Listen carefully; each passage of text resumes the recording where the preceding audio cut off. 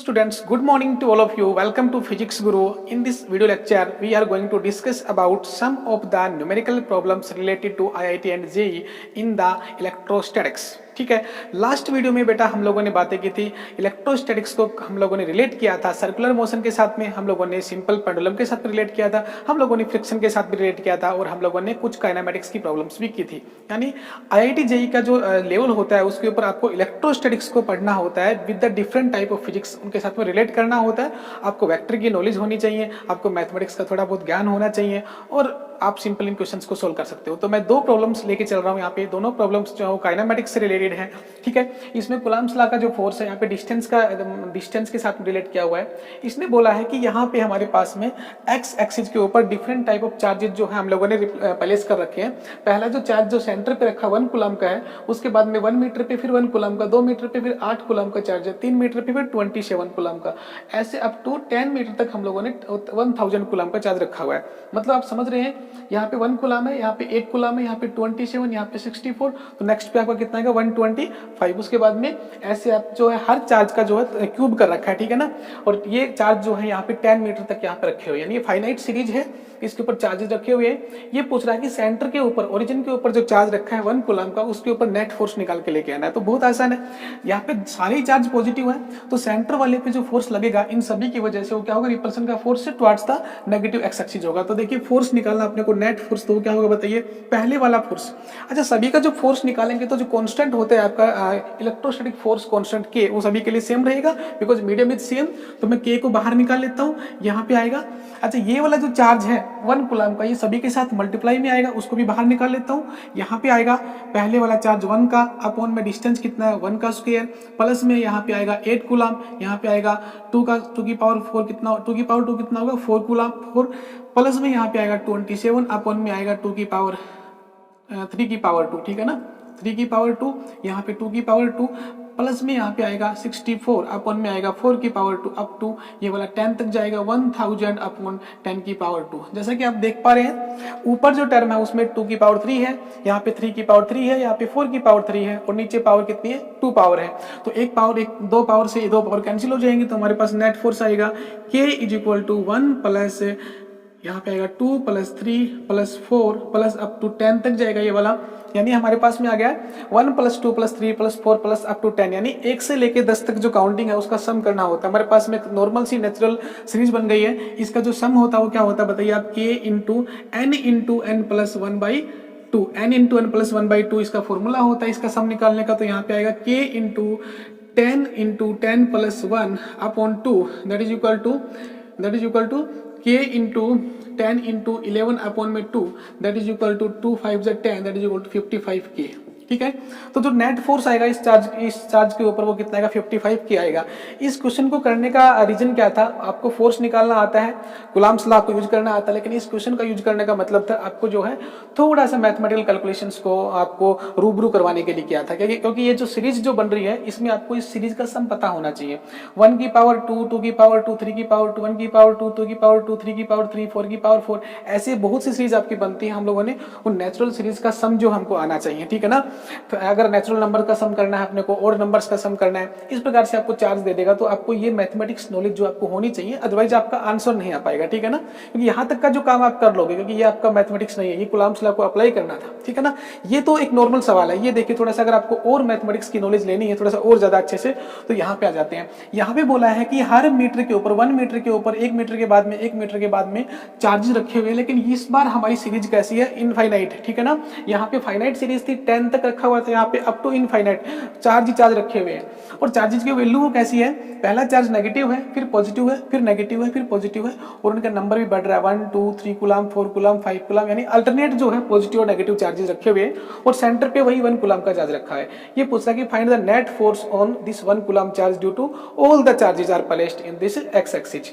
अब देखेंगे यहाँ पे ये वाला जो चार्ज है, ये वाला चार्ज, इसके ऊपर जब फोर्स लगाएगा तो इसको अट्रैक्ट करेगा, क्योंकि ये नेगेटिव चार्ज है, ये वाला पॉजिटिव है, ये इधर अट्रैक्ट हो जाएगा। ऐसे ही अगर आप दूसरे वाले चार्ज की बात करेंगे तो ये वाला जो चार्ज है ये इसको क्या करेगा, रिपेल करेगा। यानी एक चार्ज इसको रिपेल करेगा इधर, एक चार्ज करेगा अट्रैक्ट इधर, यानी डायरेक्शन जो है हर बार क्या होगी, डिफरेंट डिफरेंट आएगी, क्योंकि यहाँ पे नेगेटिव चार्जेस भी हैं। तो उसके लिए देखो कैसे करना है, हमारे पास फोर्स निकालना है। F इज इक्वल टू यहाँ पे K कॉन्स्टेंट होता है, K को बाहर निकाल लेते हैं, इनटू ये वाला चार्ज सभी के साथ आएगा, मल्टीप्लाई होकर आएगा, बाहर निकाल लेते हैं।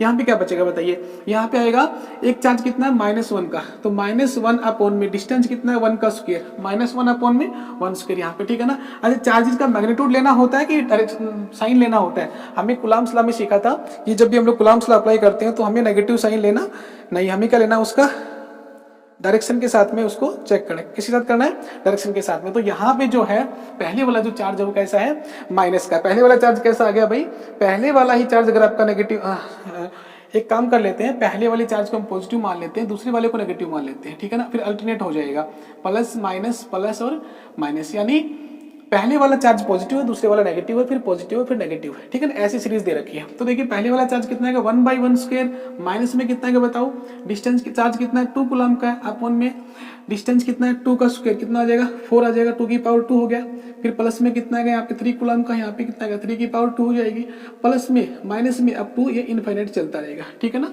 अच्छा यहाँ पे क्या देख पा रहे हो आप, ऊपर जो है वो पावर 1 है, नीचे पावर कितनी है 2 है। इसमें क्या हो रहा था, ऊपर पावर 3 थी, नीचे पावर कितनी थी 2 थी, तो ऊपर वाली टर्म बच रही थी, यहाँ पे नीचे वाली टर्म बच जाएगी। F is equal to K into यहाँ बचेगा 1 - 1/2 प्लस 1/3 माइनस 1/4 प्लस 1/5, इस प्रकार से चलती रहेगी आपकी, इनफाइनाइट तक सीरीज चलती रहेगी। अच्छा अब इस सीरीज को ध्यान से देखिए, 1 - 1/2 प्लस 1/3, ये जो सीरीज है ये कोई एपी भी नहीं है यहाँ पे और ना ही कोई जीपी है। तो इसके लिए हम लोगों को एक सीरीज याद करनी पड़ेगी, रटना पड़ेगा उसको, log ऑफ 1 + x। क्या होता है log ऑफ 1 + x, आपने मैथमेटिक्स टूल्स में पढ़ा होगा, sin x cos x tan x इनकी सीरीज होती है, एक्सपोनेंशियल e की पावर x की सीरीज होती है, log ऑफ x की भी एक्सपेंशन सीरीज होती है। तो ऐसे log ऑफ 1 + x की सीरीज होती है, x माइनस का x/2 माइनस का x/2 प्लस का कितना है x/3, यहाँ पे चलता रहेगा ऐसे x/3 माइनस में x/4 प्लस में x/5, ऐसे चलती रहेगी अप टू इनफाइनाइट, ठीक है ना। अगर इस फॉर्मूले के अंदर मैं x की जगह 1 पुट कर दूं तो बताइए क्या आएगा, log ऑफ 1 प्लस में 1, यानी x की जगह 1 पुट करेंगे तो log ऑफ 1 + 1 ये आएगा 1 माइनस का 1/2 प्लस 1/3 माइनस 1/4 प्लस 1/5। देखिए हमारी सीरीज जो है अब ऊपर वाली से मैच हो गई है, इसका मतलब ये जो वैल्यू है किसकी है, log ऑफ 2 की, किसकी वैल्यू log ऑफ 2 की, यानी ln ऑफ 2 जो है आपका log ऑफ 2 है उसकी वैल्यू कितनी आएगी 1 - 1/2 प्लस 1/3 अप टू इनफाइनाइट।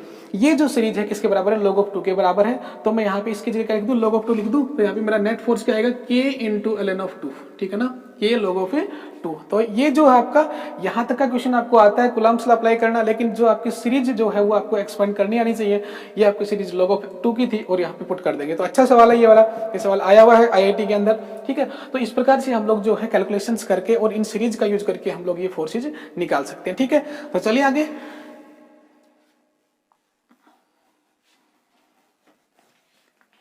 चलिए अगली जो प्रॉब्लम है वो हम लोग लेके चल रहे हैं। उससे पहले मैं आपको एक छोटी सी चीज बताता हूँ, सबसे इंपॉर्टेंट चीज है, उसको हम लोग बोलते हैं लामीज थ्योरम। क्या बोलते हैं, लामीज थ्योरम।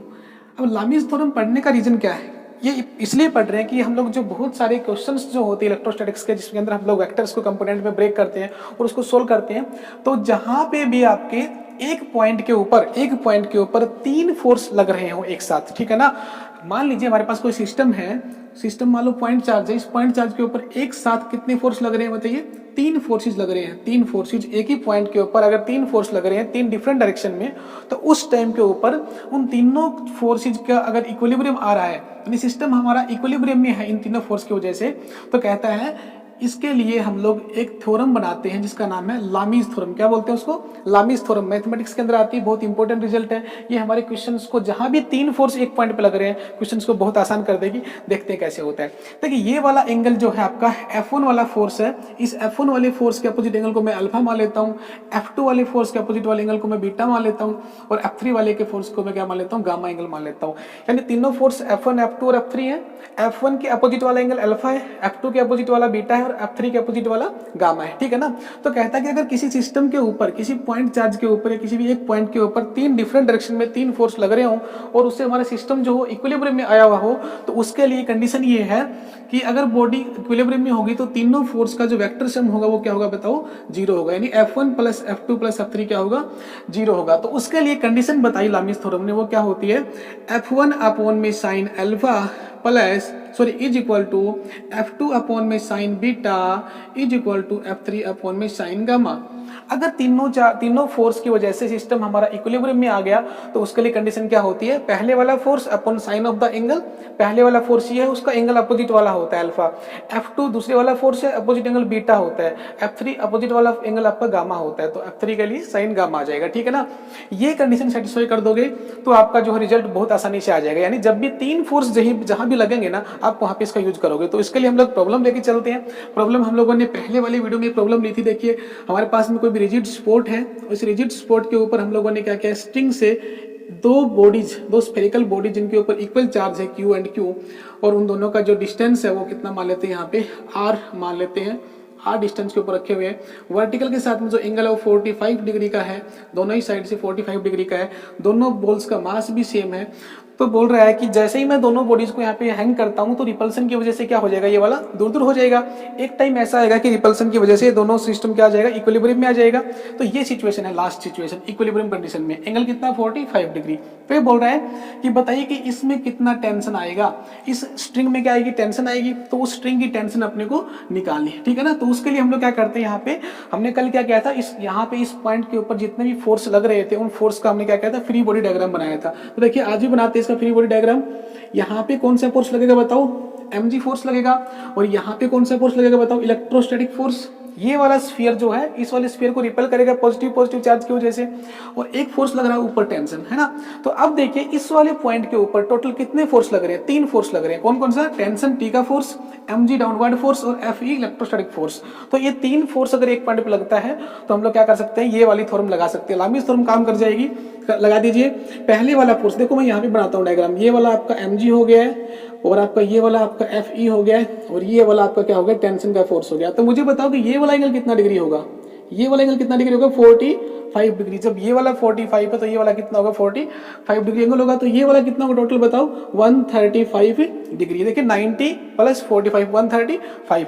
अच्छा ये वाला एंगल कितना बताओ, ये वाला एंगल 90 डिग्री, कितना है, 90 डिग्री। अच्छा ये वाला एंगल बता सकते हो आप, ये वाला एंगल, ये टोटल कितना है आपका, 180 में से कितना लेस कर दो आप, 45 लेस कर दीजिए तो कितना है बताओ, 180 आपका कंप्लीट है ये वाला। 180 माइनस में 45 लेस कर दीजिए, कितना आएगा 5, ये आएगा आपका कितना 3, 135। तो ये वाला एंगल भी कितना आएगा बताओ, 135 डिग्री। आगे बात समझ में क्लियर है क्या बात आपको। 90 प्लस 45 कितना होता है, 135, और उसमें फिर 45 जोड़ेंगे तो 180 बन जाएगा, ठीक है। तो मेरे पास में 3 फोर्स आ गए। अब मुझे क्या निकालना है, मुझे तो टेंशन निकालना है। तो कैसे लिखोगे आप, पहले वाला फोर्स T है टेंशन, टेंशन के अपोजिट वाला एंगल कितना बताओ, साइन 90 है ना।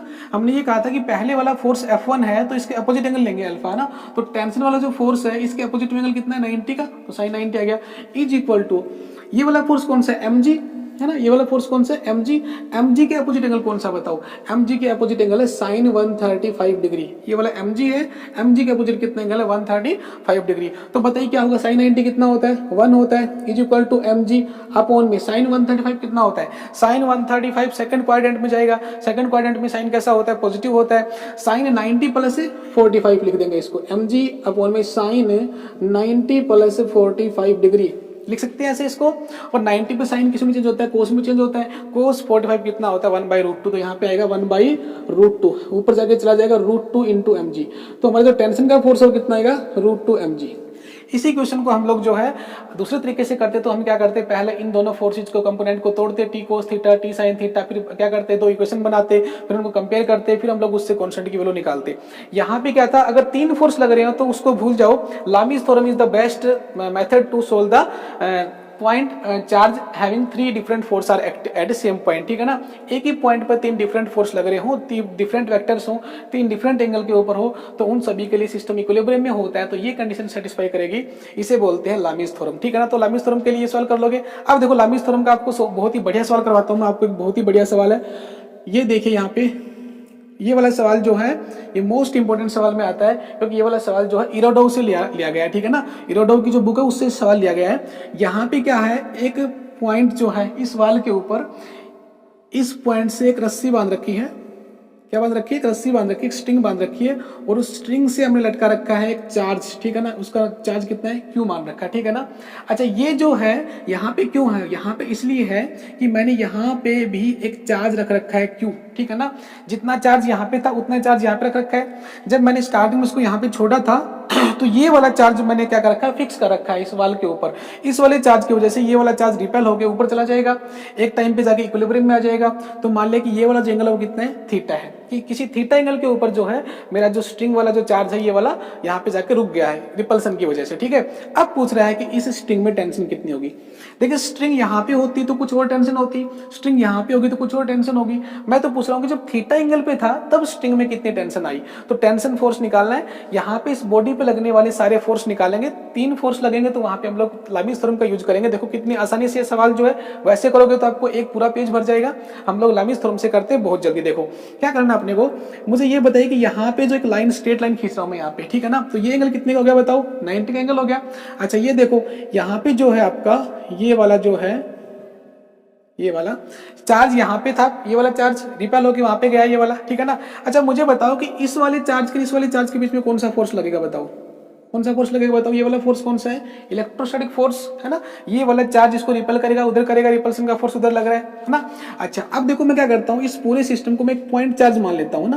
भाई हमारे पास चार्ज जो है उस स्फेरिकल को चार्ज को मैं छोटा सा चार्ज मान लेता हूँ, पॉइंट चार्ज, ठीक है। अच्छा, अब मुझे बताओ कि ये वाला एंगल जो है इसको अगर मैं एक्स मान लूँ, क्या मान लूँ? एक्स मान लूँ, ठीक है ना। इसको मैं एक बार भूल जाता हूँ, ये वाला जो एंगल है कितना? एक्स है। तो बताओ ये वाला एंगल कितना होगा? एक्स होगा कि नहीं होगा? पता होगा कि नहीं होगा? ये वाली साइड, ये वाली लेंथ कितनी मान लूं मैं? एल मान लूं। स्ट्रिंग की लेंथ एल है और ये वाली लेंथ भी कितनी है? एल है। तो दोनों साइड्स इक्वल होंगी तो ये वाला एंगल भी क्या होगा? बराबर होंगे, ठीक है ना। तो टोटल जो एंगल का सम होगा वो कितना होगा? थीटा एक्स और एक्स। तो टोटल लग कितना होगा? 180 डिग्री होगा। क्लियर बात समझ में आई?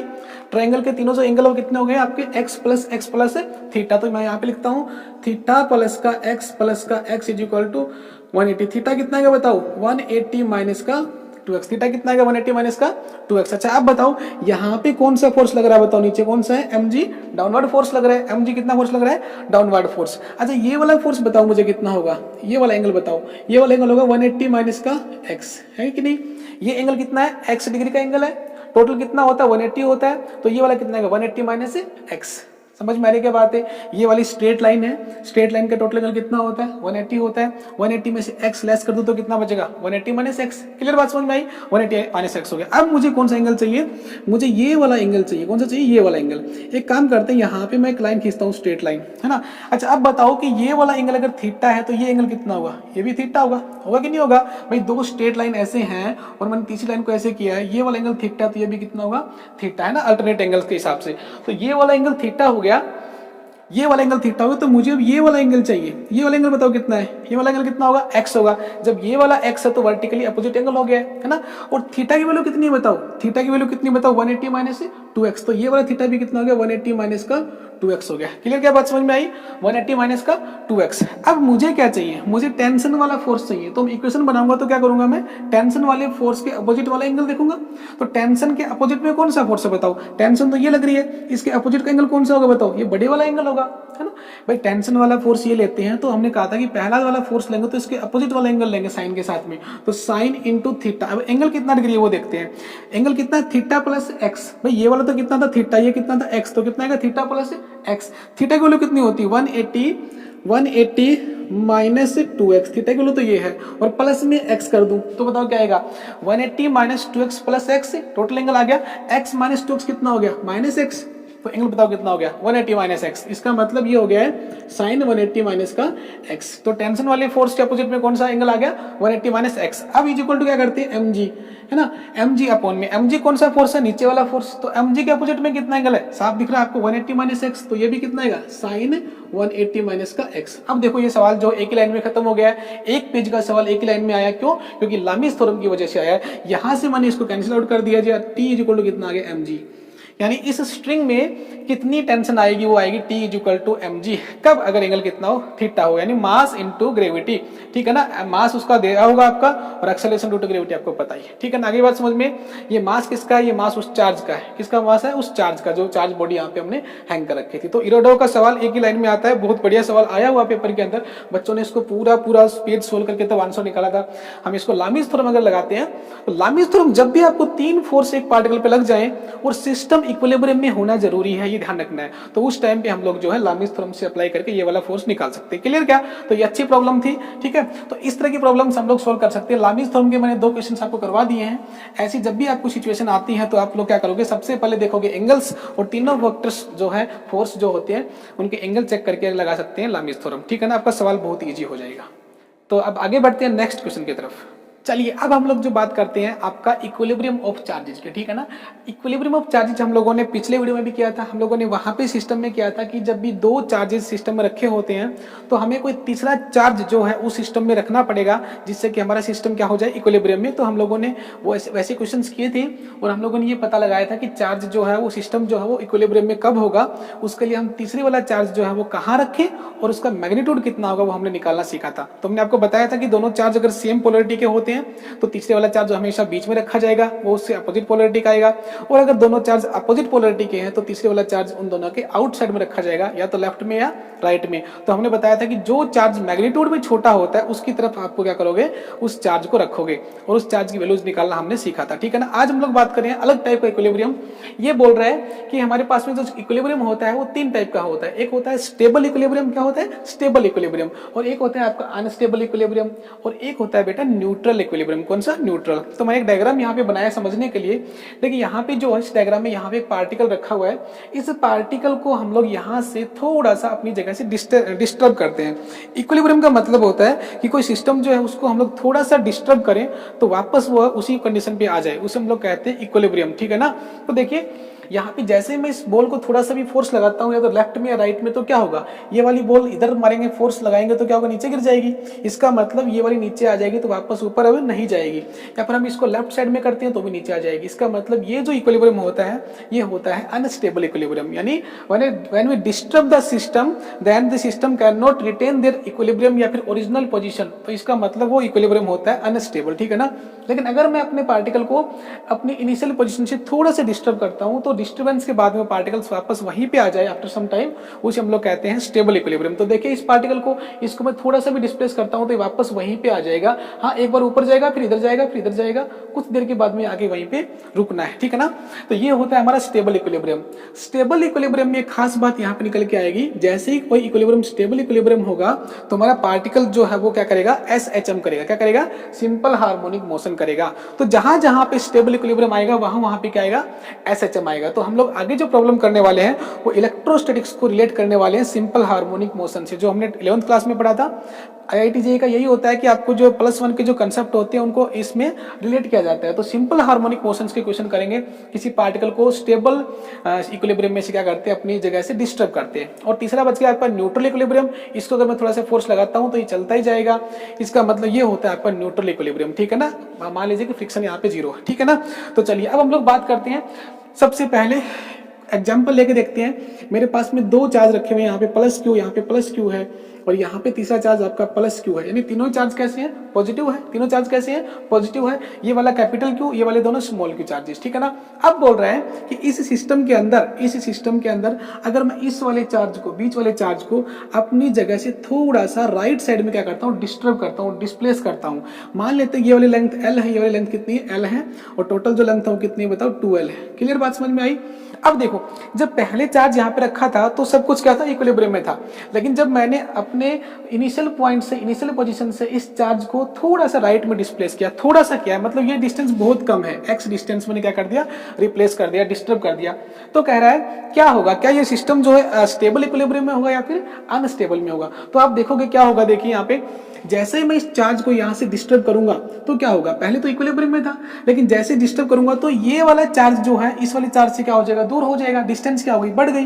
तो डिस्टेंस कितनी मान लो, ये वाली L प्लस का x हो गई। यहाँ पे जब पार्टिकल यहाँ पे आ जाएगा, थोड़ा सा डिस्प्लेस हो जाएगा, तो इन दोनों के बीच का डिस्टेंस बढ़ गया है L प्लस एक्स, और इन दोनों के बीच का डिस्टेंस क्या हो गया, घट गया है L माइनस का x। तो बताइए कि जब डिस्टेंस कम होता है तो फोर्स क्या होता है, फोर्स बढ़ता है, यानी कूलम्ब्स लॉ के according force is inversely proportional to square of the distance. Distance decrease होती है तो फोर्स बढ़ता है। तो देखिए जैसे मैं इसको डिस्प्लेस करता हूं तो ये वाला डिस्टेंस कम हो गया, डिस्टेंस कम हो गया तो इन दोनों का फोर्स क्या हो गया, बढ़ गया, और इन दोनों का फोर्स क्या हो गया, घट गया। इसका मतलब ये फोर्स डिक्रीज हो रहा है, ये वाला फोर्स इंक्रीज हो रहा है। तो क्या होगा, जब ये वाला फोर्स इंक्रीज होगा तो देखिए ये तो दोनों चार्ज पॉजिटिव है, तो ये वाला जो चार्ज है इस वाले चार्ज को क्या करेगा, फोर्स ज्यादा लगाएगा, क्या लगाएगा, ज्यादा फोर्स लगाएगा, और ये वाला क्या लगाएगा, कम लगाएगा। तो ज्यादा फोर्स लगाएगा तो फोर्स ज्यादा किधर लग रहा है, इधर लग रहा है। भाई बीच वाले पार्टिकल पे फोर्स चेक कर रहे हैं तो ये वाला पॉजिटिव, ये वाला भी पॉजिटिव, तो ये वाला इसको रिपल करेगा तो इधर फोर्स लगाएगा। इसका मतलब जैसे पार्टिकल को मैं थोड़ा सा डिस्प्लेस करता हूँ राइट साइड में तो ये पार्टिकल जो वापस इसको फोर्स लगा के वापस उसी पॉइंट पे भेज देता है। लेकिन ड्यू टू इनर्शिया जब ये वापस पार्टिकल यहाँ पे आएगा तो यहाँ पे नहीं रुकेगा अपनी मीन पोजीशन पे, ये थोड़ा सा पीछे की तरफ जाएगा, फिर इधर से ये वाला इसको धक्का मार देगा, फिर ये धक्का मार देगा, तो क्या करेगा पार्टिकल करेगा सिंपल हार्मोनिक मोशन। क्या करेगा, सिंपल हार्मोनिक मोशन। तो हमसे पूछा जाएगा कि सिंपल हार्मोनिक मोशन अगर हो रहा है तो उसका टाइम पीरियड निकालिए। क्या निकालिए, टाइम पीरियड निकालिए। तो बहुत अच्छा सवाल बनेगा आगे जाके। अभी चेक करते हैं यहाँ पे कौन सा इक्विलिब्रियम है, बताओ, स्टेबल इक्विलिब्रियम। आपको चेक करना आना चाहिए पहले कि इक्विलिब्रियम आपका स्टेबल है कि अनस्टेबल है, ठीक है ना। एक एग्जांपल और लेते हैं, देखो सेकंड एग्जांपल मैंने क्या किया, यहाँ पे मैंने चार्ज ले लिया माइनस का क्यू, यहाँ पे मैंने ले लिया माइनस का क्यू, दोनों चार्ज कैसे हो गया बताओ, नेगेटिव हो गए। दोनों चार्ज कैसे हो गए, इस बार नेगेटिव हो गया, और बीच में जो चार्ज है कैसा है, पॉजिटिव है। बीच में चार्ज कैसा है, पॉजिटिव। तो आपको बताना है कि अगर मैं इस चार्ज को अपनी इनिशियल पोजीशन से डिस्प्लेस करता हूँ थोड़ा सा राइट साइड में एक्स पॉइंट की तरफ, तो ये वाला लेंथ एल है, ये वाला लेंथ एल है, तो बताइए कि इक्विलिब्रियम कैसा होगा, स्टेबल होगा कि अनस्टेबल होगा। वही काम करना अपने को। देखिए जब इस पार्टिकल को मैं यहां से यहां लेके जाऊंगा तो ये वाली डिस्टेंस क्या हो जाएगी, L प्लस का x हो जाएगी, और ये वाली L माइनस का x हो जाएगी। बताइए कि जब ये वाला डिस्टेंस कम होगा तो ये वाला फोर्स क्या होगा, ज्यादा होगा, और ये वाला डिस्टेंस ज्यादा होगा तो ये वाला फोर्स क्या होगा, कम होगा। यानी सिचुएशन सेम पहले जैसी ही है, लेकिन एक थोड़ा सा डिफरेंस है। जब मैं इस पार्टिकल को यहाँ पे लेके आऊंगा, इस पॉइंट पे लेके आऊंगा, तो ये वाला फोर्स बढ़ेगा। तो ये वाला फोर्स देखो कैसा, अट्रैक्शन का है कि रिपल्सन का है। यहाँ पे ये चार्ज कैसा था, पॉजिटिव, ये कैसा था, पॉजिटिव। तो जब मैं इसको पास लेके आया था तो फोर्स बढ़ गया था, तो फोर्स रिपल्सन का होगा तो धक्का इधर लगेगा, तो वापस पार्टिकल अपने इनिशियल पोजीशन पे चला जाएगा। उसे कहते हैं स्टेबल इक्विलिब्रियम। लेकिन यहाँ पे जब मैं इस पार्टिकल को यहाँ पे धक्का मारूंगा तो क्या होगा, ये वाला फोर्स ज्यादा तो है, ये वाला फोर्स ज्यादा तो है, लेकिन अब ये रिपल्सन का नहीं है बल्कि कैसा है, अट्रैक्शन का। ये वाला नेगेटिव चार्ज इस पॉजिटिव चार्ज को अपनी तरफ अट्रैक्ट कर लेगा, उससे बॉडी जो है आपकी उधर ही चली जाएगी, यानी इनिशियल पोजीशन की तरफ वापस नहीं जाएगी। ऐसे इक्विलिब्रियम को हम लोग बोलते हैं अनस्टेबल इक्विलिब्रियम। कौन सा इक्विलिब्रियम बेटा, अनस्टेबल इक्विलिब्रियम बोलते हैं। क्लियर क्या। अच्छा और एग्जांपल लेते हैं। थर्ड क्वेश्चन, यहाँ पे मैंने क्या किया है, यहाँ पे मैंने चार्ज ले लिया है क्यू, और ये वाला कितना मान लिया मैंने, क्यू चार्ज मान लिया। जो पहले जो सिस्टम में दो मैंने एग्जांपल लिए है, इन दोनों के अंदर हमारा जो पार्टिकल जो कहाँ जा रहा था, along the lining joining, along the line joining, ठीक है ना। यानी मैं मेरी पार्टिकल को डिस्प्लेस कर रहा था या तो लेफ्ट साइड में या राइट साइड में, along the line joining of two charges. लेकिन अब जो हम लोग क्वेश्चन कर रहे हैं, हमारे पार्टिकल को परपेंडिकुलर टू लाइन ज्वाइनिंग, इस लाइन के परपेंडिकुलर अप या डाउन में डिस्प्लेस करना है, ठीक है ना। तो देखिए कर लेते हैं। इस वाले पार्टिकल को मैं थोड़ा सा डिस्प्लेस करता हूं ऊपर की साइड में, थोड़ा सा, कितना डिस्टेंस पे, x डिस्टेंस पे। ये वाला लेंथ L है, ये वाला लेंथ L है। तो जब मैं पार्टिकल को यहाँ पे लेके गया तो देखते हैं क्या होता है। जब पार्टिकल को डिस्प्लेस किया यहाँ पे, अगर ये पार्टिकल वापस यहाँ पे आ जाएगा, इसका मतलब क्या होगा, ये वाला स्टेबल होगा, और ये नहीं आया तो क्या हो जाएगा, अनस्टेबल। तो चेक कर लेते हैं। देखिए जब पार्टिकल यहाँ पे जाएगा तो इस पॉइंट के ऊपर इस पार्टिकल पे कितने फोर्स लगेंगे, एक तो इसकी वजह से लगेगा और एक इसकी वजह से। तो ये वाला फोर्स कहाँ लगेगा बताओ, ये वाला फोर्स लगेगा इस साइड में, है ना, और ये वाला फोर्स कहाँ लगेगा बताओ, इस साइड में लगेगा। क्लियर। तो इस पॉइंट के ऊपर जब इस पार्टिकल को मैंने डिस्प्लेस किया तो ये वाला पॉइंट यहाँ पे आ गया, माइनस का क्यू यहाँ पे आ गया।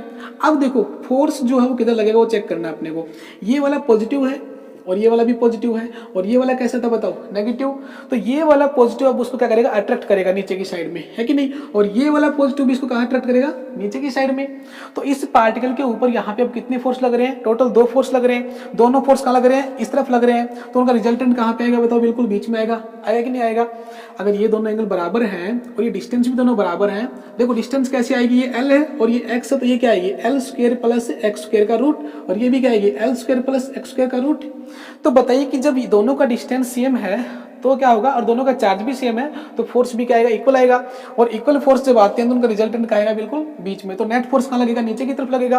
तो पार्टिकल को मैंने अपनी इनिशियल पोजीशन से थोड़ा सा डिस्प्लेस किया along the line perpendicular to the line of axis, ठीक है ना। तो उस केस में पार्टिकल अपनी इनिशियल पोजीशन पे वापस जा रहा है, लेकिन ये यहाँ पे नहीं रुकेगा। इस फोर्स की वजह से, इनर्शिया की वजह से ये पार्टिकल थोड़ा सा नीचे चला जाएगा, फिर नीचे की साइड में दो फोर्स लग जाएंगे, फिर उसको ऊपर खींचेंगे, तो उससे फिर से क्या होगा, सिंपल हार्मोनिक मोशन होगा।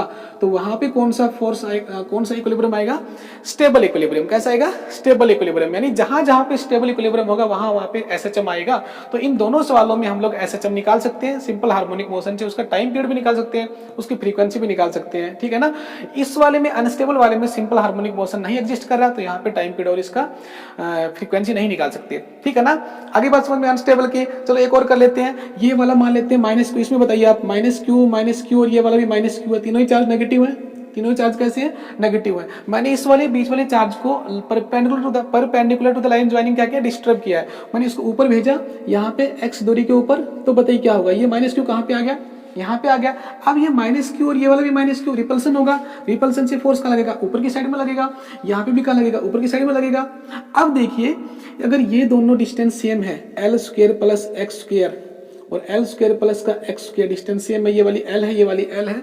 तो अब देखिए, ये दोनों फोर्स क्या होंगे, इक्वल होंगे। ये दोनों फोर्स क्या होंगे, इक्वल होंगे। लेकिन एक लग रहा है इस साइड में, एक लग रहा है इस साइड में, तो रिजल्टेंट कहाँ आएगा बताओ, बीच में आएगा, है कि नहीं।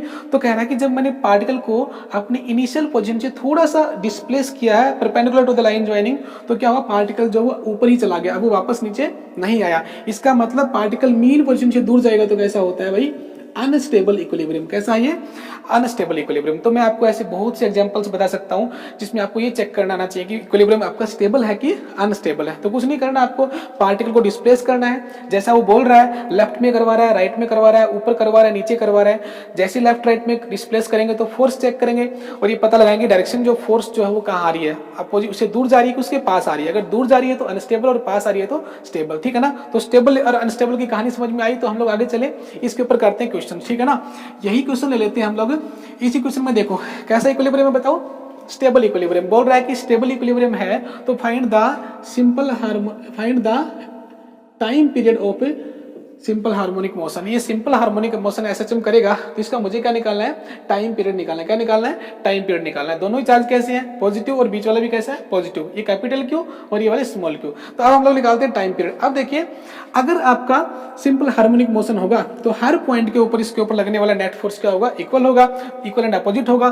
तो देखिए यहाँ पे पार्टिकल यहाँ पे आ गया, तो यहाँ पे इस पार्टिकल पे लगने वाला फोर्स कितना होगा, F is equal to K into small Q into capital Q upon में L प्लस एक्स का होल स्क्वायर। आगे बात समझ में भाई, यहाँ पे जब पार्टिकल था तो इसके ऊपर कितने फोर्स लग रहे हैं, टोटल 2 फोर्स लग रहे हैं। एक तो ये वाला फोर्स लगा रहा है चार्ज, और एक ये वाला चार्ज ये वाला चार्ज फोर्स लगा रहा है। तो देखो इस वाले चार्ज का फोर्स देखो कैसा है, पॉजिटिव लिया मैंने, क्योंकि ये वाला चार्ज इसको फोर्स लगाएगा राइट साइड में तो पॉजिटिव मान लो, ये वाला इसको फोर्स लगाएगा लेफ्ट साइड में तो माइनस मान लो। K into small Q into capital Q upon में L माइनस एक्स का होल स्क्वायर। तो नेट फोर्स जो कितना हो जाएगा, इतना हो जाएगा। दोनों फोर्स क्या है, इक्वल एंड अपोजिट है। मतलब इक्वल एंड अपोजिट नहीं है, मतलब डायरेक्शन क्या है उनकी, अपोजिट है, ठीक है ना, मैग्नीट्यूड सेम नहीं है। तो ये वाली फोर्स क्या आएगा, एक पॉजिटिव और एक नेगेटिव। तो मैंने इस वाली डायरेक्शन को पॉजिटिव माना है, तो ये वाली ऑटोमेटिक क्या हो जाएगी, नेगेटिव हो जाएगी। अब देखिए सोल्व करते हैं। फॉर्मूले में कॉमन कौन आ रहा है, K capital Q small Q common आ रहा है। यहाँ पे बचेगा L plus X L minus X, तो L square minus X square का होल स्क्वायर है ना, A प्लस बी का स्क्वायर A माइनस बी का स्क्वायर, तो A square minus B square का क्या आ जाएगा, होल स्क्वायर आ जाएगा। अच्छा, उसके बाद में क्या आएगा, यहाँ पे ऊपर क्या आएगा, यहाँ पे लिखेंगे L माइनस L प्लस का माइनस का x का स्क्वायर, और यहाँ पे करेंगे माइनस का L प्लस का x का स्क्वायर, ठीक है ना। आगे बात समझ में भाई, यहाँ पे प्लस यहाँ पे माइनस, तो यहाँ पे माइनस और यहाँ पे क्या आएगा, प्लस आएगा। चलिए कर लेते हैं सोल्व। आगे क्या आएगा, K into small Q into capital Q, नीचे रहेगा L square minus X square का होल स्क्वायर। ऊपर क्या बताओ, ऊपर आएगा, ओपन कर लीजिए, L स्क्वायर प्लस का एक्स स्क्वायर माइनस का 12x, यहाँ पे आएगा माइनस का, यहाँ पे क्या आएगा माइनस का, यहाँ पे आएगा L स्क्वायर माइनस का एक्स स्क्वायर, प्लस में कितना आएगा, माइनस में कितना आएगा 2LX, ठीक है ना। अगर मैं ब्रैकेट को रिमूव कर देता हूँ यहाँ पे, तो यहाँ पे आएगा आपका L square minus X square, ये कैंसिल आउट हो गया, L स्क्वायर एक्स स्क्वायर बचा कितना माइनस का 4lx, तो ये आएगा k into Q into small Q capital Q 4 into L into x minus का साइन अपॉन में कितना आएगा एल स्क्वायर माइनस का एक्स स्क्वायर की पावर 2, ठीक है ना। आगे बात समझ में, तो मेरा नेट फोर्स कितना आ गया, मेरा नेट फोर्स आ गया इतना माइनस के small Q capital Q 4lx upon L square minus X square, इतना फोर्स मेरे पास में आ गया। अब कहता है अगर मैं चाहूं तो ये मान लो कि x is very very less then l, और सिंप्लीफाई करने के लिए जो x डिस्टेंस है जब मैंने डिस्प्लेस किया है अपनी इनिशियल पोजीशन से वो बहुत कम किया। ये ध्यान रखना आपको कि डिस्टेंस l डिस्टेंस जो होती है उससे बहुत कम डिस्टेंस पे डिस्प्लेस करना है, ठीक है ना, ज्यादा डिस्प्लेस नहीं करना है। अगर ज्यादा फोर्स लगा देंगे, ज्यादा जोर से धक्का मारेंगे इसको, तो उसकी वजह से भी पार्टिकल सीधा जा सकता है, ठीक है ना। तो हमें बहुत कम डिस्प्लेस करना है, तो हम मान लेते हैं कि जो x है वो बहुत कम है, तो इसमें यहाँ पे अप्रोक्सीमेशन लगा देंगे। यहाँ पे क्या आएगा बताओ, F इज इक्वल टू, यहाँ पे करते हैं F is equal to minus का K Q small Q capital Q 4lx upon में कितना आएगा, l की पावर कितनी आ जाएगी बेटा 4 आ जाएगी, है ना। l की पावर कितनी आ गई 4 आ गई, x 0 हो गया है, l की पावर 4 एक l से कैंसिल हो गया, कितना आ गया l की पावर 3 आ गई है। अच्छा अब मुझे बताओ ये जो फोर्स मेरा आया है F is equal to minus K Q Q 4x upon L cube, इस फोर्स को कंपेयर कराओ F is equal to minus K X. याद है सिंपल हार्मोनिक में आपने हुक्स लॉ पढ़ा था, है ना, स्प्रिंग वाले केस में। ऐसे सिंपल हार्मोनिक मोशन में जो फोर्स होता है वो कितना होता है, F is equal to minus K X होता है। तो हमारा जो फोर्स है वो भी कैसा आ गया, कुछ F is equal to minus something करके आया। अच्छा ये जो कांस्टेंट है आपका K, ये वाला कांस्टेंट कौन सा है, फोर्स कांस्टेंट, ये वाला कांस्टेंट आपका इलास्टिक फोर्स कांस्टेंट, अलग अलग होते हैं दोनों, ठीक है ना। तो मैं क्या करता हूँ इसमें x को छोड़ देता हूँ, अगर दोनों इक्वेशन को कंपेयर करेंगे तो मैं इस x को छोड़ देता हूँ, तो बचेगा क्या बताओ, माइनस का K Q 4 upon L cube into x. तो ये कंप्लीट वैल्यू किसके बराबर होगी बताओ, ये वैल्यू हो गई है के बराबर, ठीक है ना। फिर से सुन लो, ये वाला के अलग है और ये वाला के अलग है, इस कंप्लीट को मिला के क्या बनेगा हमारे पास में, ये वाला कांस्टेंट बनेगा, ठीक है ना। तो यहाँ पे लिखूंगा मैं, यहाँ पे लिख देता हूँ के की जो वैल्यू कितनी आएगी, माइनस का के क्यू 4 अपॉन में एल क्यूब, माइनस तो हट जाएगा, माइनस तो फॉर्मूले का कंपेयर हो गया, के की जो वैल्यू कितनी आ गई, इतनी आ गई, के क्यू 4 अपॉन एल क्यूब, है ना। तो अब कहता है कि हमारे पास में जो टाइम पीरियड निकालना है, हमें पूछा क्या था, find the time period and frequency. तो टाइम पीरियड का फॉर्मूला क्या होता है, 2πm/k। हमने सिंपल हार्मोनिक मोशन में +1 में पढ़ा था, जो टाइम पीरियड होता है वो कितना होता है, 2πm/k होता है, where m is the inertial factor और k is the spring factor. तो यहाँ पे लिख दीजिए, हमारे पास 2π तो है ही, है ना, 2π तो हमारे पास में है। उसके बाद में क्या करते हैं, m अपॉन में k की वैल्यू कितनी है बताओ, k इंटू 4q अपॉन में l, है ना। तो मेरे पास में क्या आ गया, time period of simple harmonic motion. इस क्वेश्चन में जो सिंपल हार्मोनिक मोशन हो रहा था उसका टाइम पीरियड कितना आएगा, 2πml अपॉन में 4k⁴kl, ठीक है ना। आगे बात समझ में। अच्छा फ्रीक्वेंसी क्या होती है, टाइम पीरियड की रेसिप्रोकल होती है, तो 1 अपॉन में कितना आएगा, 2πk इंटू 4q अपॉन में कितना m इंटू l का रूट। टाइम पीरियड के साथ में फ्रीक्वेंसी भी आ जाएगी, उसका रिवर्स करना है, फ्रीक्वेंसी टाइम पीरियड का रेसिप्रोकल होता है, ठीक है ना। अगर आपसे ओमेगा पूछता है तो ओमेगा भी निकाल सकते हो, ठीक है ना। तो ये था आपका सिंपल हार्मोनिक मोशन का क्वेश्चन इलेक्ट्रोस्टैटिक्स से, ठीक है ना। अब एक क्वेश्चन जो हम लोग क्या कर लेते हैं और कर लेते हैं, ठीक है। चलिए अब हम लोगों ने एक और प्रॉब्लम ली है, वही आपका आई स्टेबल इक्विलिब्रियम का क्वेश्चन है। प्लस क्यू रखा हुआ है, बीच में माइनस का क्यू रखा हुआ है। मैंने along the perpendicular to the line joining क्या किया, डिस्प्लेस किया ऊपर की साइड में। जब इस माइनस क्यू के चार्ज को मैं यहाँ पे लेके आऊंगा तो ये वाला चार्ज इसको अट्रैक्ट करेगा नीचे की साइड में, ये वाला चार्ज इसको अट्रैक्ट करेगा नीचे की साइड में। दोनों फोर्स क्या आएंगे, नीचे की साइड में आएंगे। दोनों फोर्स का रिजल्टेंट क्या आएगा, बिल्कुल बीच में आएगा, क्योंकि दोनों फोर्स क्या होते थे, इक्वल होते थे, क्योंकि डिस्टेंस क्या है, सेम है। ये डिस्टेंस कितना आएगा, l² प्लस का x² का रूट, और ये भी कितना आएगा, l² प्लस x² का रूट। दोनों फोर्स के डिस्टेंस सेम है, दोनों चार्जेस भी सेम है, तो फोर्स भी क्या आएगा, इक्वल आएगा। यानी F1 बराबर क्या आएगा, F2 आएगा। अब देखिए इस फोर्स को, F1 वाली फोर्स को मैं दो कंपोनेंट में तोड़ लेता हूं। माना कि ये एंगल थीटा है, तो ये वाला कितना आएगा, F1 cos ऑफ थीटा, और ये वाला क्या आएगा, F1 sin ऑफ थीटा। इस वाले को भी दो में तोड़ लीजिए, F2 sin थीटा और F2 cos ऑफ थीटा। अब मुझे बताइए कि दोनों फोर्स अगर इक्वल हैं तो F1 sin थीटा और F2 sin थीटा क्या हो जाएंगे, कैंसिल आउट हो जाएंगे। तो नेट फोर्स मांगा तो 0 हो गया, बचा कौन सा, F1 cos ऑफ थीटा और F1 cos ऑफ थीटा। वो दोनों नीचे की साइड में आएंगे, नीचे की साइड में आएंगे तो दोनों ऐड हो जाएंगे। तो मेरा जो नेट फोर्स आएगा वो कितना आएगा, net force is equal to आएगा माइनस का 2F1 cos ऑफ थीटा। यानी माइनस का साइन क्यों लिया है, क्योंकि नेट फोर्स मेरा डाउनवर्ड आया है। अगर अपवर्ड आता तो पॉजिटिव लेते, वाई एक्सिस पे, ये नीचे आया तो नेगेटिव आ गया, तो मेरा फोर्स आ गया -2F1 cos ऑफ थीटा। अगर यही चार्ज पॉजिटिव होता बीच वाला तो ये आपका स्टेबल इक्विलिब्रियम नहीं होता, कैसा होता, अनस्टेबल होता, तो उसमें ऐसे में नहीं आता, ठीक है ना। तो यहाँ पे निकाल लेते हैं -2F1 cos ऑफ अल्फा, ठीक है ना, -2 cos ऑफ अल्फा। तो पुट कर दीजिए minus into 2F net is equal to F1 कितना है, इन दोनों के बीच कितना फोर्स लग रहा है, K into small Q capital Q upon में L² प्लस x² की पावर स्क्वायर, ठीक है। देखो ये वाला जो फोर्स है इसमें डिस्टेंस क्या आएगा इन दोनों के बीच का, L square plus X square का रूट, ठीक है ना। उसका क्या करेंगे, स्क्वायर करेंगे तो क्या आएगा, एल स्क्वायर प्लस का ओनली क्या आएगा, एक्स स्क्वायर आ जाएगा, ठीक है ना। इनटू में cos of theta, cos theta क्या होता है बताओ, कोस थीटा होता है बेस अपॉन में हाइपोटेन्यूज। तो बेस कितना है इसका, इस ट्रायंगल के अंदर बेस कौन सा है, एक्स है आपका, तो एक्स अपॉन में कितना आएगा, L square plus X square की पावर 1/2, ठीक है ना। अच्छा अब बताओ कि पावर अगर 1/2 है तो ये कितना आएगा बताओ, ये दोनों ऐड हो जाएंगे ना पावर, ये वाली पावर 1 है और ये वाली पावर 1/2, तो पावर सेम, बेस सेम होता है तो पावर ऐड होती है। यहाँ पे आएगा माइनस का 2 इंटू के Q Q small Q upon में एक्स, और यहाँ पे आएगा L square plus X square की पावर 3/2 है, ठीक है ना। तो मेरे पास में नेट फोर्स कितना आ गया, इतना आ गया है। नेट फोर्स में आपको नेगेटिव साइन दिख रहा है, इसका मतलब F is equal to minus K X से कंपेयर कर सकते हैं। यहाँ पे x भी है और k भी है। थोड़ा सा अप्रोक्सीमेशन लगा लेते हैं, क्या मान लेते हैं कि जो x है आपका बहुत बहुत कम है एज कम्पेयर टू l, तो अप्रोक्सीमेशन लगाने के बाद में फॉर्मूला क्या आएगा, F net is equal to minus का 2k क्यू क्यू अब x अपॉन में कितना आएगा, एल स्क्वायर की पावर 3/2, तो यहाँ पे कितना आएगा, एल की पावर 3, एक्स को 0 पुट कर दीजिए, एल स्क्वायर की पावर 3/2, 2 से 2 कैंसिल, कितना आएगा, एल क्यूब आएगा।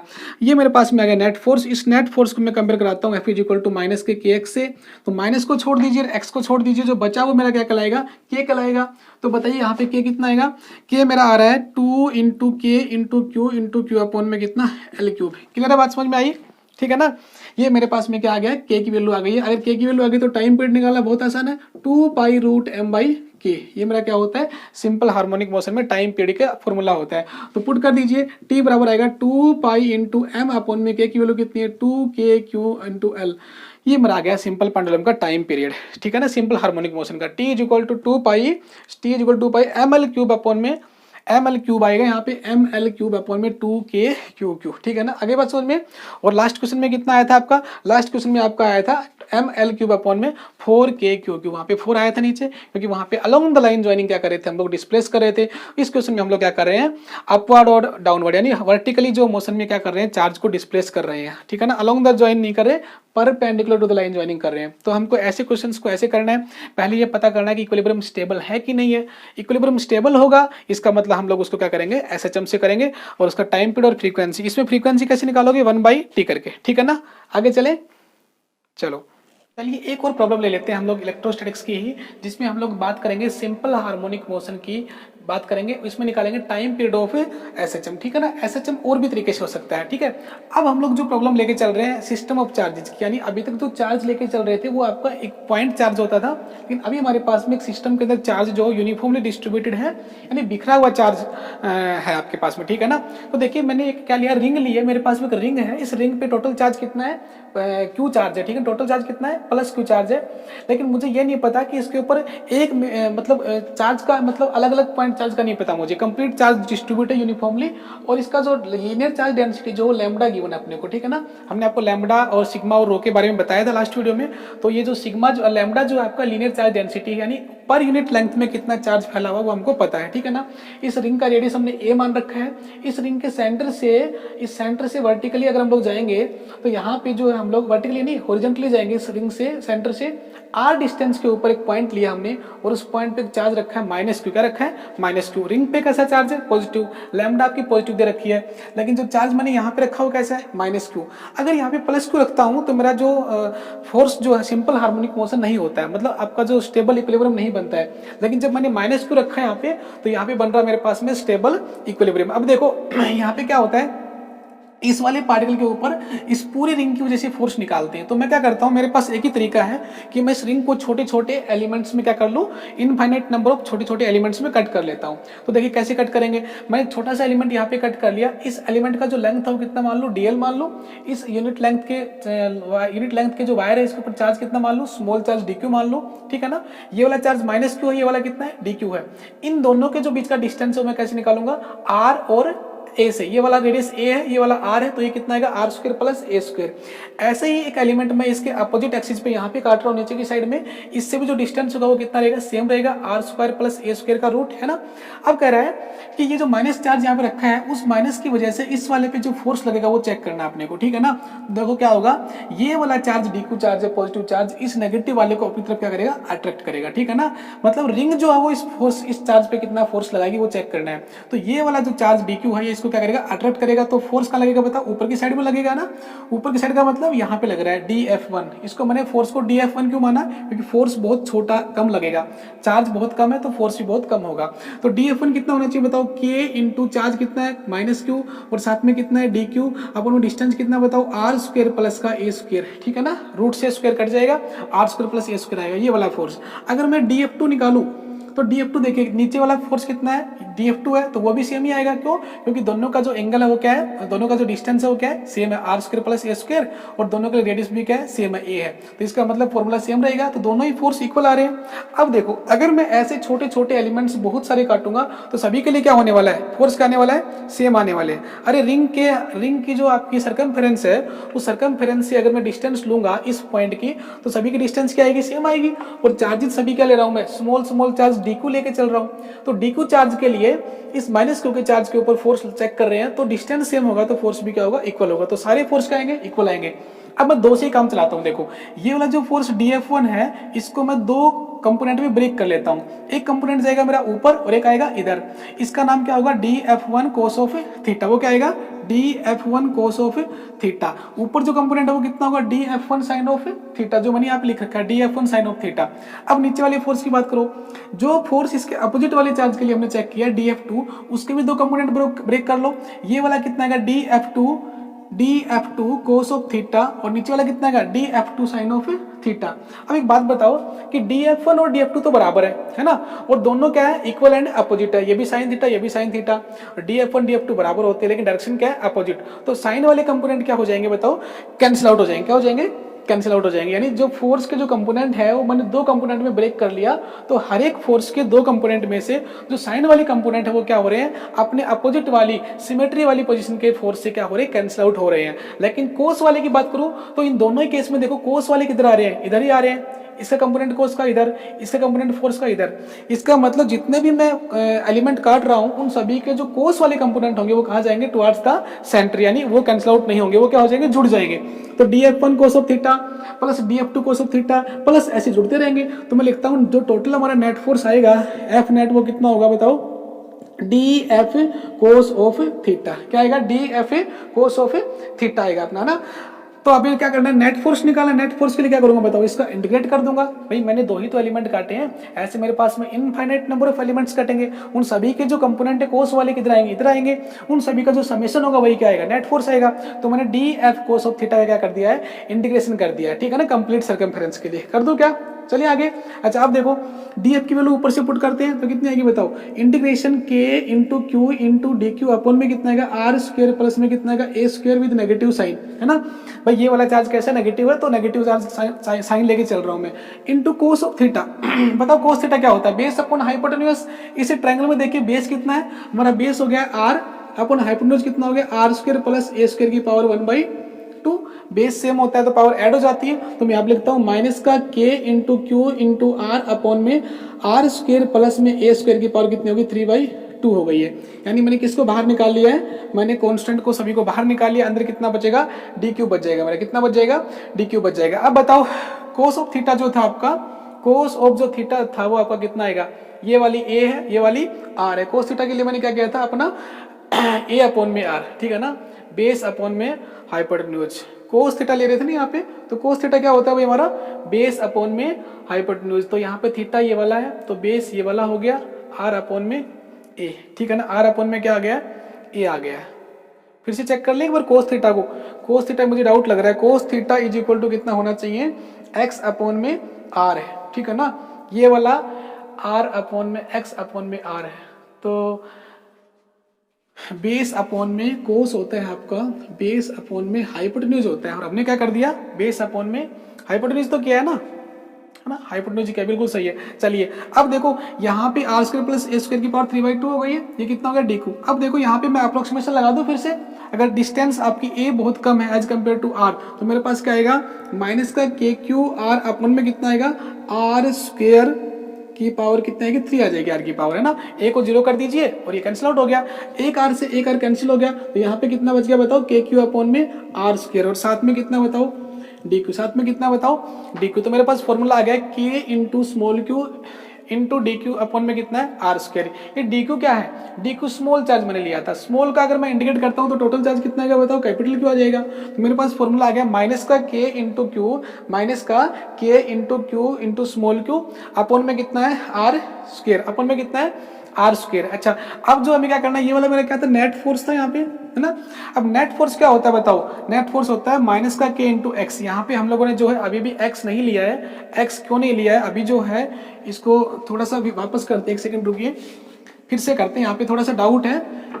हमने क्या लिया है, टोटल जो नेट फोर्स है कितना आएगा, D F cos of theta आएगा, D F cos of theta is equal to, हमने फॉर्मूला में पुट कर दिया माइनस फोर्स होता है आपका K into Q into D Q upon में कितना होता है R square plus X square, यानी आर का क्या करना है अपने को स्क्वायर कर देना है यहाँ पे, और K into Q into D Q upon में cos of theta, cos of theta क्या होता है बेस अपॉन हाइपोटेन्यूज। अच्छा ऐसा करते हैं, मैं आपको बताता हूँ थोड़ा सा और आसान करने के लिए, इस पूरी टर्म को आप लोग आर मान लीजिए और इसको आप एक्स मान लीजिए, अब सही रहेगा, ठीक है ना भाई। ये डिस्टेंस एक्स मान लीजिए, ये डिस्टेंस ए मान लीजिए, ताकि हमारा जो फॉर्मूला जो है ना F is equal to minus K X, वो आपको एक्स नहीं दिख रहा है इसमें, तो थोड़ा डाउट हो रहा है। इसको एक्स मान लीजिए, इसको ए मान लीजिए, इसको आर मान लीजिए, ठीक है ना। अब सही है, देखो यहाँ पे आएगा आर का स्क्वायर, ठीक है ना भाई, हमें इसका आर का स्क्वायर करना था तो आर का स्क्वायर आ जाएगा। अब हम यहाँ पे सीधा आर का स्क्वायर ही पुट करेंगे, K into Q into D Q upon R square, ये मेरा फोर्स हो गया। कोस ऑफ थीटा क्या होता है आप बताओ, बेस अपन हाइपोटेन्यूज, तो बेस कितना मेरा एक्स अपन में, हाइपोटेन्यूज मेरा कितना है आर है, तो कितना आ गया एक्स अपन में आर आ जाएगा, ठीक है ना। अब क्या करते हैं, इंटीग्रेशन से बाहर निकाले थे कॉन्स्टेंट को, माइनस का K into Q into x upon में आर क्यूब इंटू कितना है डी क्यू, नीचे कितना रह, बाहर कितना रह गया डी क्यू रह गया। डी क्यू का इंटीग्रेशन क्या आएगा बताओ, डी क्यू स्मॉल चार्ज है, कैपिटल चार्ज आ जाएगा इसका के इंटू क्यू इंटू, और यहाँ पे ये वाला आपका स्मॉल क्यू है और ये वाला डी क्यू है, ये वाला स्मॉल क्यू रहेगा और डी क्यू का कितना है कैपिटल क्यू आएगा, तो माइनस का K into small Q into capital Q into x upon में कितना आएगा आर का क्यूब, ठीक है ना। ये मेरा नेट फोर्स आ गया।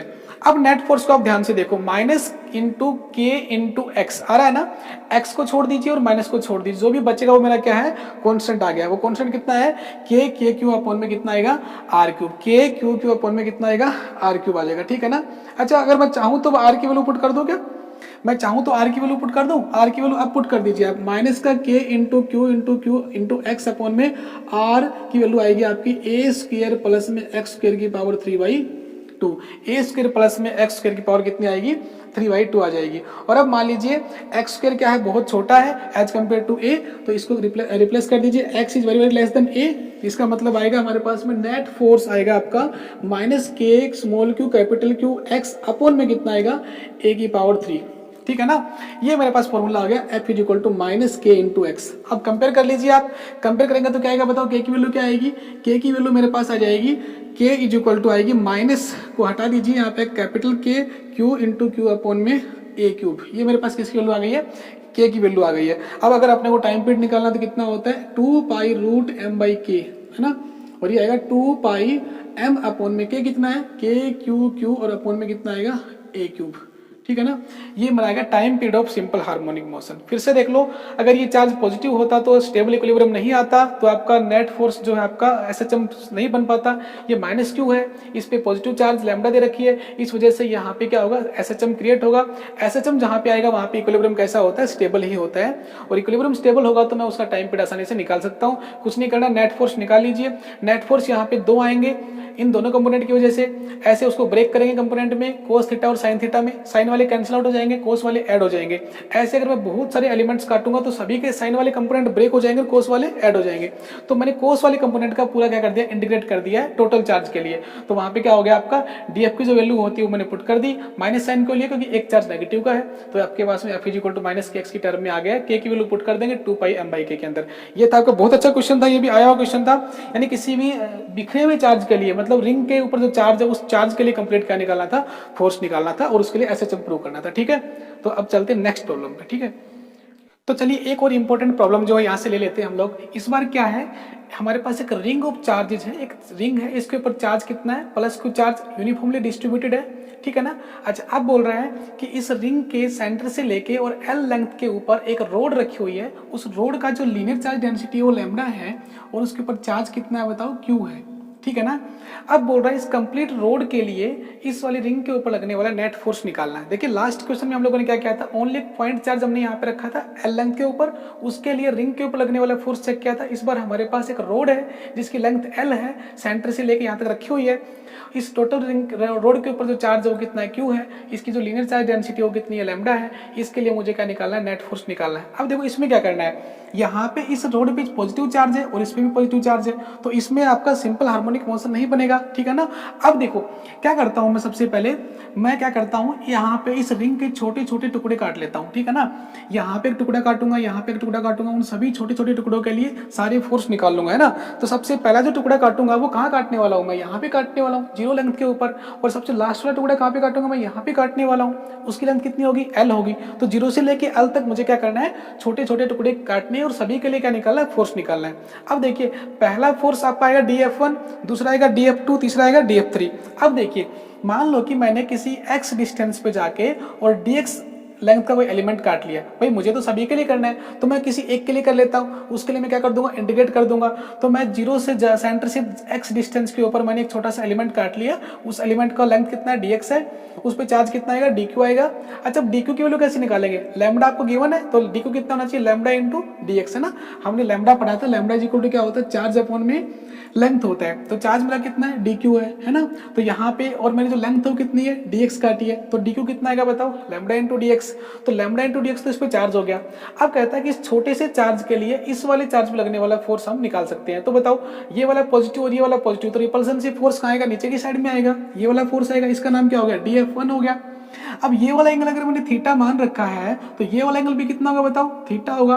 जब थीटा एंगल होगा तो इसको मैं दो कंपोनेंट में ब्रेक कर सकता हूँ, तो DF1 कोस ऑफ थीटा और एक नीचे कौन सा आएगा बताओ, DF1 sine of theta. Last question में फोर्स हमारा अट्रैक्शन का था, इसलिए हम लोग ने कंपोनेंट ऐसे और ऐसे काटे थे, इस बार ऐसे और ऐसे कटेंगे। सिमिलरली अगर मैं यही काम इस वाले पॉइंट पे करूं तो क्या होगा बताओ, इसका फोर्स कहाँ जाएगा, ऊपर की साइड में जाएगा, इधर की साइड में जाएगा DF2, है ना। और DF2 के लिए क्या होगा, DF2 को भी मैं दो कंपोनेंट में तोड़ देता हूँ, एक आएगा आपका DF2 साइन ऑफ थीटा और एक आएगा DF2 कोस ऑफ थीटा। तो बताइए कि वही कहानी हो रही है ना, साइन वाले कंपोनेंट क्या हो रहे हैं, कैंसिल आउट हो रहे हैं, क्योंकि इस वाले पॉइंट पे साइन वाले कंपोनेंट की वजह से लगने वाले फोर्स क्या होते हैं, इक्वल एंड अपोजिट, क्योंकि दोनों चार्ज के लिए डिस्टेंस सेम है, डिस्टेंस सेम है, चार्जेस भी सेम है, तो फोर्स क्या आएगा, सेम आएगा। इसलिए ये दोनों कंपोनेंट क्या हो गए, कैंसिल आउट हो गए।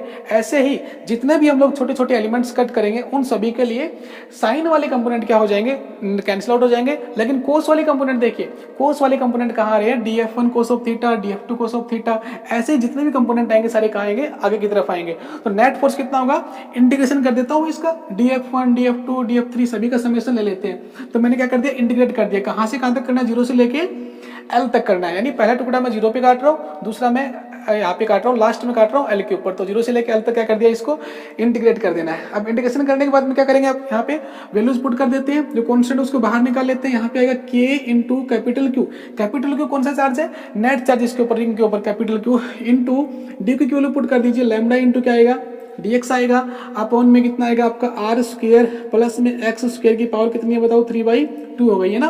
k Q lambda into dx मैंने पुट कर दिया, इंटू आपका x तो बचा ही हुआ है, ये आपका x हो गया, अपॉन में कितना है r square plus x square, zero से लेके एल तक क्या करना है, इसको इंटीग्रेट करना है, ठीक है ना। इतना काम कर लोगे, इतना काम अगर आप कर लोगे तो अब हमें क्या करना है, थोड़ा सा आपको इंटीग्रेशन करना चाहिए, इंटीग्रेशन करना आना चाहिए। कैसे करोगे, मैं क्या करता हूँ, जो आपका बेस में लिखा हुआ है यहाँ पे डिनोमिनेटर में r square plus X square, इसको मैं टी पुट कर लेता हूँ, क्या पुट कर लेता हूँ, टी, यानी R square plus X square को क्या पुट कर लीजिए, एक बार टी पुट कर लीजिए।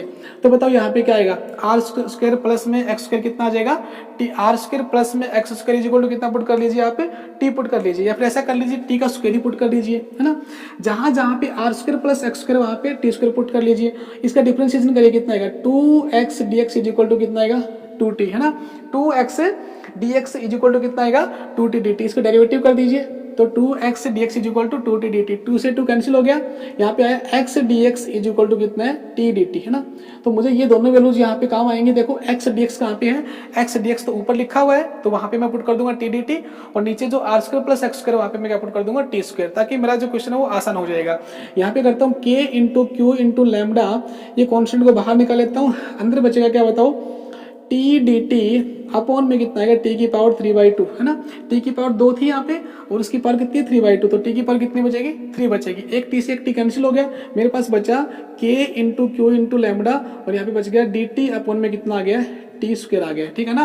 अच्छा अब लिमिट लगाएंगे तो यहाँ पे पहले लिमिट किसकी थी बताओ, एक्स की लिमिट थी 0 से लेके एल तक। भाई जो हमारा एक्स लेंथ है वो 0 से लेके कहाँ तक जा रही है, एल तक जा रही है। लेकिन यहाँ पे जो लिमिट है वो किसकी लगाएंगे, टाइम की लिमिट लगाएंगे। तो लिमिट चेंज करनी सीखेंगे हम। यहाँ पे मान लेते हैं at T is equal to 0, यानी at X is equal to 0। X की वैल्यू जब 0 होगी तो टी की वैल्यू बताओ कितनी होगी, टी की वैल्यू क्या होगी आर होगी। इस इक्वेशन में ध्यान से देखो, एक्स की वैल्यू 0 पुट कर दीजिए तो आर कितना होगा टी के बराबर होगा, ठीक है ना। तो यहाँ पे हमारी लिमिट आ जाएगी आर। दूसरा देखिए अगर एक्स की वैल्यू क्या हो जाएगी एल हो जाएगी, क्या हो जाएगी एल हो जाएगी, तो मेरे पास टी की वैल्यू कितनी आएगी बताओ, एल स्क्वायर प्लस में आर स्क्वायर और क्या आएगा इसका रूट है ना। तो यहाँ पे आएगा आर स्क्वायर प्लस में एल स्क्वायर का रूट, ये आपकी लिमिट हो गई है। अब मुझे कुछ नहीं करना, इस इंटीग्रेशन को सोल्व करना है, बहुत इजी है। के क्यू लैम्बडा बाहर है, 1/t स्क्वायर का इंटीग्रेशन बताओ क्या आएगा 1/-t आएगा कि नहीं आएगा, माइनस बाहर निकाल लीजिए, लिमिट लगा दीजिए आर से लेके आर स्क्वायर प्लस में एल का स्क्वायर का रूट। समझ में आ गया। 1/t स्क्वायर का इंटीग्रेशन कैसे निकालोगे, टी की पावर 2 को ऊपर लेके जाओगे, टी की पावर -2 आएगा, -2 में क्या करोगे एक ऐड करोगे -1 आएगा, उस -1 को नीचे लिखोगे -1 बाहर आ जाएगा और 1/t की पावर -1 को नीचे लाओगे तो क्या आएगा 1/t आएगा। अब लिमिट पुट कर दीजिए, माइनस का K Q lambda is equal to upper limit put कर दीजिए पहले 1/r square plus L square का रूट -1 कितना आएगा आर आएगा, ठीक है ना। माइनस साइन को रिमूव कर दीजिए तो यहाँ पे आएगा क्या आपका माइनस को हटा दीजिए, यहाँ पे के into capital Q into small Q into में 1/r माइनस में 1/r square plus L square की पावर 1/2। ये मेरे पास में आ गया नेट फोर्स, ठीक है ना। नेट फोर्स कितना आ गया के इंटू क्यू इंटू लैम्बडा कहाँ पे चला गया, स्मॉल क्यू की जगह क्या था लैम्बडा था यहाँ पे, ये आएगा के इंटू क्यू इंटू लैम्बडा और 1/r माइनस में कितना आ गया 1/r स्क्वायर प्लस में एल स्क्वायर का रूट, ठीक है ना।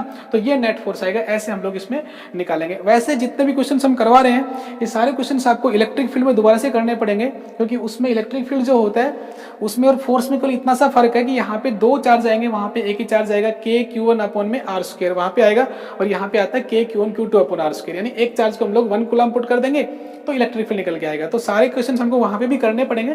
तो कुछ क्वेश्चंस मैंने यहाँ पे कवर कर लिए, कुछ एक्स्ट्रा प्रॉब्लम्स जो होंगी वो मैं वहां पे आपको बताऊंगा कि उनके अंदर हम लोग फोर्स भी निकाल सकते हैं और इलेक्ट्रिक फील्ड भी निकाल सकते हैं, और बाद में हम लोग एक रिलेशन निकालेंगे कि इलेक्ट्रिक फील्ड अगर अपने को आ जाएगा तो हम लोग वहां पे फोर्स भी आराम से निकाल सकते हैं। फोर्स से इलेक्ट्रिक फील्ड और इलेक्ट्रिक फील्ड से फोर्स निकालना बहुत ईजी होता है।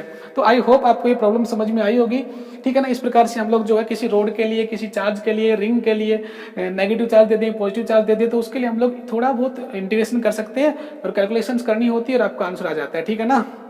तो ये था आपका इलेक्ट्रोस्टैटिक्स का कूलम्ब्स लॉ और उसकी कुछ एप्लीकेशंस। इसमें हम लोगों ने इलेक्ट्रोस्टैटिक्स का जो कूलम्ब्स लॉ है उसको हम लोगों ने friction, circular motions, simple harmonic motions और आपको काइनेमेटिक्स हर किसी चीज से रिलेट करके हम लोगों ने जो मोस्ट इंपॉर्टेंट जो प्रॉब्लम्स थी हम लोगों ने डिस्कस की।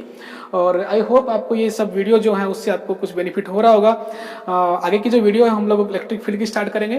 तो तब तक के लिए आप सभी को थैंक यू वीडियो को देखने के लिए। इस वीडियो को अगर आपको अच्छी लगती है तो अपने फ्रेंड्स के साथ में लाइक कीजिए, शेयर कीजिए, सब्सक्राइब कीजिए और बेल आइकन्स को दबा दीजिए ताकि अगली वीडियो जब भी आएगी आपको नोटिफिकेशन आपको मिल जाएगा। वैसे तो हम वीडियो जो हर रोज बना रहे हैं, कल आपकी फिर वीडियो आने वाली है, जल्दी वीडियो आ जाएगी। तब तक के लिए आप पढ़ते रहिए, खाते रहिए, मस्त रहिए, व्यस्त रहिए। Thank you.